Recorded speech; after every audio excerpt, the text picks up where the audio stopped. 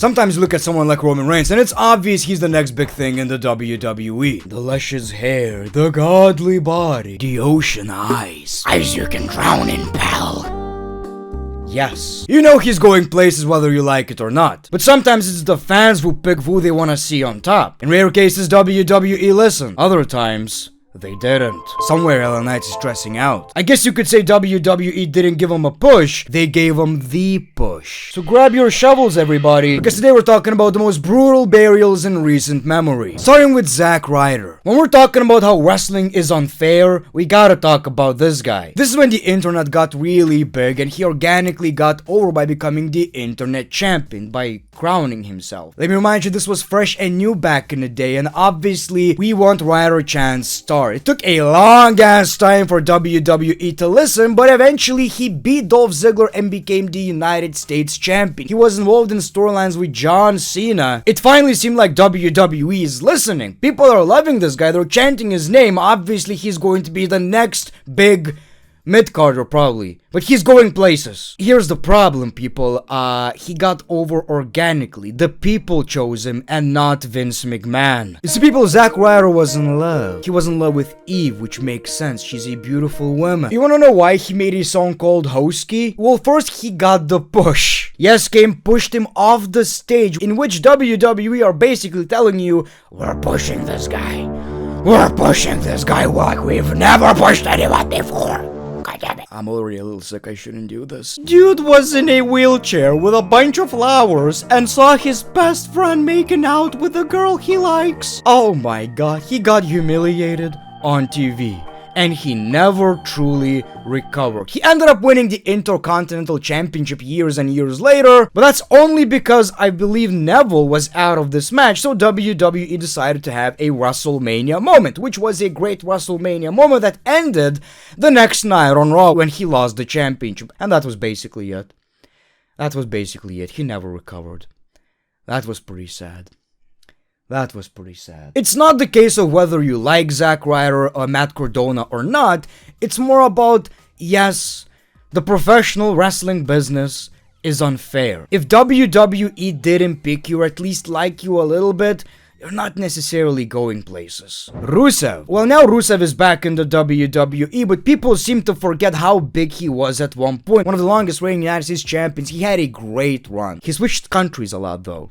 You know, which kind of pissed me off. But he was huge when he was acting like a Russian. He was in your area against John Cena. And of course, losing to John Cena at WrestleMania didn't really benefit the guy. He was also in your area against Roman Reigns. And that's kind of the problem when you are getting a push, but you're also involved with the top of the top people. And obviously, in cases like these, as a heel, as a non-American heel, you're gonna lose. So he kept losing and losing until he became a comedy character, which got over organically. So he got another opportunity, people. Rusev Day. Let me check my calendar. Today, yes. It's Rusev, every day is Rusev Day, which is kinda crazy, man. Something like this got really over in the WWE. Sure, it was a bit of a meme, but the introduction, the entrance, the chants, it all worked out in his favor. And WWE just didn't listen, scrapped the gimmick, and eventually fired the guy. I don't know how much it would have worked for Rusev to continue with the Rusev Day gimmick, because obviously he's an intimidating looking guy. Whatever we have right now is pretty good, but it's just another example of how WWE just didn't listen. If you think WWE is bad right now by not listening to the fans, while doing some research I was reminded, oh, it was always the case. They never cared. We gotta talk about Dolph Ziggler. It still hurts. It still hurts, people. One of my favorite WWE superstars. I didn't care much for Dolph Ziggler back in like 2010, but eventually in 2012 he became Mr. Money in the Bank and he instantly became a fan favorite even as a heel. I was a fan, you're a fan, probably not CM Punk, he was making out with his girl. Okay, that was before that. Yeah, that was before that, and how could you resist Dolph Ziggler? The body, the face, the spaghetti hair. We all kept wondering when is he cashing in that Money in the Bank briefcase. If you're a wrestling fan back then, you knew how special he was. Whatever we have at LA Knight right now, Probably even bigger. So he finally cashes in. One of the loudest WWE moments ever. Oh my god. I gotta tell you, man, this is an unpopular opinion. This cash in to me personally was better than Seth Rollins' cash in at WrestleMania 31. I don't care, sue me. Sue me. I would like to see you try, because the judge is gonna look you straight in the eye and tell you the great one is right. Bitch. The unfortunate happened though. Dolph Ziggler got injured, so this was out of WWE's control. But eventually he did face Alberto Del Rio for the championship, which, hot take, is one of the best WWE matches of that era because we got a double turn. You see, Dolph Ziggler got concussed, and during the entire match, Alberto Del Rio kept hitting him in the head. You're watching the match feeling like, oh, he shouldn't do that. He's a good guy. You start feel sorry for Dolph Ziggler. The moment itself was great. The fact that he lost the championship, not so much. It could have been good. You know, Dolph Ziggler is now a babyface, so he gets his revenge against Alberto Del Rio, but he never recaptured the championship, and that was the last time we saw him as a world heavyweight champion. Then WWE did it again at Survivor Series, where he became the sole member. He beat the Authority with the help of Sting. Seemed like a big push is happening, except nothing happened. He wasn't necessarily buried per se yet, but WWE never truly pulled the trigger. He had a great rivalry against The Miz, which is another video I'm going to make. The rivalry is absolutely unbelievable. He won the Intercontinental Championship in a career versus title match, only to lose it in a week or two, I believe. Okay. And then Dolph Ziggler was just pretty much the guy you beat to get on top. Yes, you have guys like Solo, beat Dolph Ziggler. You have anybody new, you gotta beat Dolph Ziggler first. And you will beat Dolph Ziggler. There's no other way around. Eventually, he became that guy to the point where nobody could take him seriously anymore, and eventually left the WWE. I respect the balls though. He said, you know what? I know I'm that good. I'm leaving this place. Thank you very much. It's been a wild ride. WWE definitely had an opportunity to make another guy big, and for whatever reason they just refused. He had the look, he had the wrestling skills, one of the best sellers in the WWE. I used to watch compilations of Dolph Ziggler selling in 140p on YouTube. This one still pisses me off, people. Damien Sandow, one of the most unique characters in the WWE. The theme song, the look, and he won the Money in the Bank contract. He even customized it. So obviously things are looking good for Damien Sandow. Hallelujah. That was his theme song. He finally cashes in on John Cena and loses the match. Just buried. Because after that, the gimmick was over. That was it. That was the end of it. So why would you give this guy the Money in the Bank briefcase in the first place? That's what pisses me off the most, people. Then he was the Miz's stunt double, which is some of the best work he ever did, but we all know gimmicks like these, they don't really live for a very long time. When you get into that position, you're going to be over for a few months, but you can't really recover. Nobody can take you seriously anymore. So obviously that friendship ended. Then he became a parody guy who would constantly come out and parody other wrestlers, which lasted for like a few months. And then got released by the WWE. It's kinda crazy how Vince McMahon always liked characters, but he also loved burying them. He became just another guy on the roster. I like Damien Sandow, but can you go really far with a gimmick where you're teaming up with Curtis Axel and both of you are impersonating Hulk Hogan and Macho Man Randy Savage? This is the stuff I do on this channel. Gotta talk about Kofi Kingston. After 11 years, people, he finally won the WWE Championship, which people are still debating whether it was a right decision or not. Maybe Daniel Bryan was having a great run and it didn't make much sense. I don't care. I'm a moments guy. The moment was absolutely beautiful. Tears from the New Day, and with the right booking, it could have been good. Looking back, the championship title reign wasn't even that bad. Some bangers against Randy Orton, against Samoa Joe, against Dolph Ziggler. But then we have SmackDown, which is actually an entire video I have on my channel. He loses it in 9 seconds with no rematch. And it's our fault for even believing for a split second we're going to have a match from Brock Lesnar on SmackDown. Technically it was a match, but was it really? He's more physical in segments than this match. He was more physical when he said, I don't give a damn about your kids. This one still hurts, people. WWE had an opportunity again to have another upper mid-carder or even a main eventer, but they can never truly commit. It's not fair for guys like Kofi Kingston and Dolph Ziggler, man. I'm so pissed. You know, if you're watching WWE during that era, these are the guys you love. These are the guys you appreciate. You grew up watching them. People, we do have to talk about The Fiend. So yes, The Fiend was an original, great gimmick that somehow worked in this era of professional wrestling. People were questioning, can something like this even work? Sure, we had Kane, we had The Undertaker, but it's a different era. Some people would call it the reality era, where we kind of lean into more realistic characters, but The Fiend made it work. He was so special, so different, and WWE finally pulled the trigger. The Fiend, Bray Wyatt, which we dearly loved, became a champion, which was great. We loved it. The match against Goldberg got announced. Oh, that's big. He's beating Goldberg. Okay, let's build the momentum. Surely, people, surely. He's not losing to Goldberg. It's The Fiend. We get a match and he loses to Goldberg. I remember being absolutely shocked.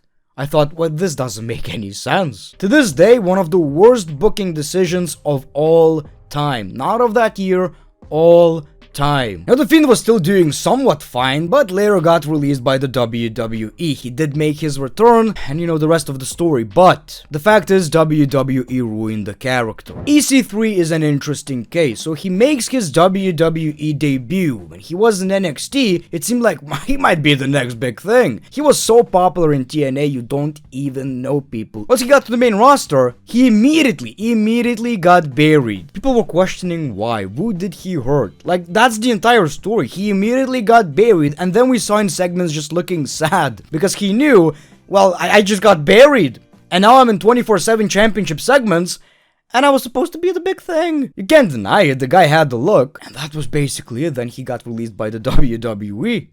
That was a very special case. Or it was like, they didn't even give the guy a chance. Let me go back a little bit. The Nexus. When it comes to factions, probably the biggest thing since the NWO obviously didn't necessarily have the name value, but WWE did a decent job by building them. They were causing chaos in the WWE, and it's something I would actually like to see more, where every show is uncertain. You don't know what's gonna happen next. They're running the WWE, which is something they should probably do with Division. I don't know. It was finally WWE versus the Nexus. Sure, in a movie you would see the WWE winning, but it's wrestling. Not every story needs to have a good ending. This one didn't have a good ending too, but not in a way you would expect, because during the match, John Cena was the last man standing and buried everybody. And after that, they couldn't recover. Not even Wade Barrett, which still had a great WWE career, but never won the WWE Championship. Out of the entire group, Daniel Bryan is probably the most memorable one, who obviously main evented WrestleMania. It wasn't because of the Nexus though, because he was out of this faction after like 1 week. Cesaro. Crowd